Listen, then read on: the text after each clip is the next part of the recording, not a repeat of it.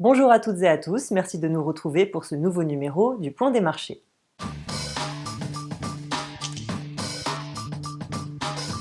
Bonjour Isor. Bonjour Adèle. Quelle est la situation en ce moment sur le marché des oléagineux? Alors, c'est vrai que en ce moment, le complexe oléagineux, il porte très bien son nom. C'est-à-dire qu'il y a plusieurs facteurs qui influencent en ce moment ce complexe. Déjà, d'abord, d'un côté, il y a l'huile de palme. L'huile de palme, elle se tient quand même plutôt bien parce qu'en ce moment, il y a des problèmes de production en Malaisie et en Indonésie. Donc, à côté de ça, ça limite, on va dire, les disponibilités à l'international et donc ça tend ce marché et ça soutient les cours. L'huile de palme, c'est un peu quand même le marché directeur des huiles. Ça influence énormément tout ce qui est justement le complexe oléagineux. Donc ça a plutôt tendance à soutenir les cours. Après, à côté de ça, il y a le soja. Le soja, en ce moment, qui a du mal à prendre une franche direction sur le marché, parce que d'un côté, on est sur des bilans qui sont particulièrement tendus, mais en même temps, de l'autre côté, en ce moment, on va dire que la situation n'est pas catastrophique sur la zone de production de soja aux États-Unis. Même si on commence à entendre à parler de sec. Et ça restera quand même à surveiller. Mais pour l'instant, la situation n'est pas catastrophique. Donc le soja, on va dire, il arrive à se tenir, mais sans pour autant être ultra soutenu.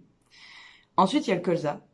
Et le colza, lui, il reste quand même au-dessus des 500 euros la tonne sur le natif, alors qu'on est, on va dire, en pleine moisson, que ce soit en Europe ou en mer Noire, et on est vraiment dans la période de la pression récolte. En ce moment, le colza, il se tient bien. Bon, déjà parce qu'on s'attend pas à de grosses disponibilités en Europe, mais aussi surtout parce qu'en ce moment, la situation au Canada, elle est préoccupante. C'est-à-dire qu'au Canada, ils ont énormément de sec avec des températures qui ont été très élevées ces dernières semaines. Et ça, c'est une certitude, ça a dégradé le potentiel de rendement des canolas canadiens. Ça contracte énormément les disponibilités mondiales. Ça soutient le canola au Canada, mais ça a aussi tendance à soutenir notre colza sur Euronext. Et aujourd'hui, ça explique en partie pourquoi, on va dire, on a un colza qui se tient quand même au-dessus des 500 sur le natif, malgré ce contexte de pression récolte. Alors Isor, avec de tels niveaux de prix pour le colza, peut-on s'attendre cette année à une hausse des surfaces françaises?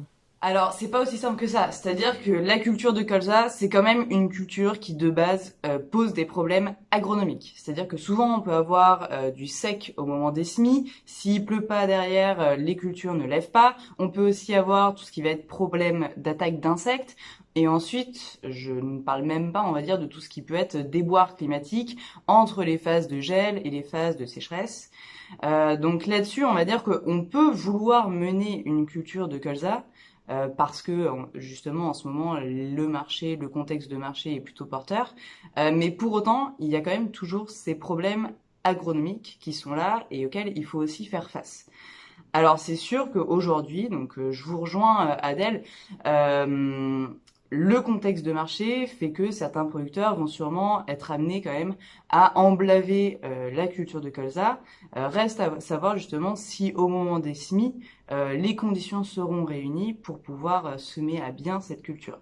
Pour l'instant, on va dire que l'humidité des sols, elle est quand même suffisante pour pouvoir semer. Après, on peut souvent avoir un déficit hydrique sur le mois d'août qui peut tout changer.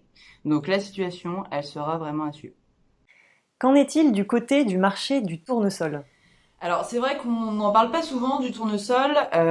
Qu'est-ce qui se passe en ce moment sur le tournesol? Bon, déjà, faut savoir que on a des conditions de culture qui sont majoritairement bonnes en Europe, mais aussi en France.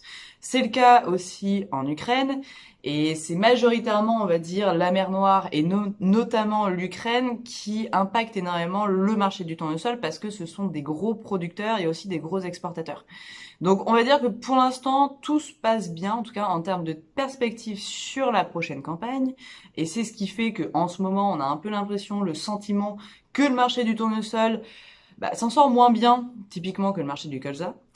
Après, pour autant, on va dire que rien n'est joué jusqu'à la récolte. Et c'est-à-dire que l'année dernière, à cette même période, on parlait pareil d'un très bon potentiel de production et tout a changé à cause du sec pendant le mois d'août. Donc là, typiquement, finalement, pour la campagne à venir, c'est la même situation. C'est-à-dire qu'on s'attend pour l'instant à une hausse des disponibilités sur le marché. Après, tout va dépendre de la météo qu'on aura sur le mois d'août. Donc ça reste, encore une fois, à surveiller. Et pour finir, quel est le conseil d'Agritel pour les producteurs? Alors, le conseil d'Agritel, ça va être de faire la différence entre l'avis de marché et la gestion de risque.